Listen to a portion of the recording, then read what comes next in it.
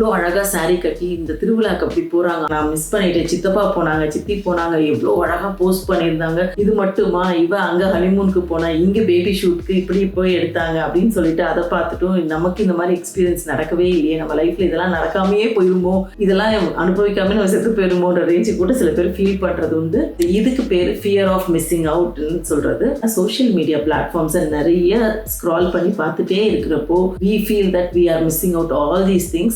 இது மனசை ரொம்ப கவலையாக்கிறதுக்கான வாய்ப்புகள் இருக்கும். ஏன்னா நம்ம இது இல்லையேன்னு ஏங்க ஆரம்பிப்போம், நமக்கு ரொம்ப கஷ்டமா ஃபீல் பண்ண ஆரம்பிப்போம். ஸோ இது லாங் டேர்ம்ல நமக்கு ஒரு எதுவுமே இல்லையோ அப்படின்னு ஒரு விரக்தி வரதுக்கான வாய்ப்பு இருக்கு, இல்லை ரொம்ப பதட்டத்தை உண்டாக்குறதுக்கான வாய்ப்பு இருக்குது. ஸோ இது நம்மளோட ஹாப்பினஸை திருடிடும்னு தான் சொல்லணும். ஸோ இந்த ஃபியர் ஆஃப் மிஸ்ஸிங் அவுட்டை ஸ்டாப் பண்ணணும்னா கொஞ்சம் ஸ்க்ராலிங்கை நம்ம கொஞ்சம் குறைச்சோன்னா பரவாயில்ல, கொஞ்சம் நம்ம ஹாப்பினஸை கொண்டு வரதுக்கான வாய்ப்புகள் இருக்கு.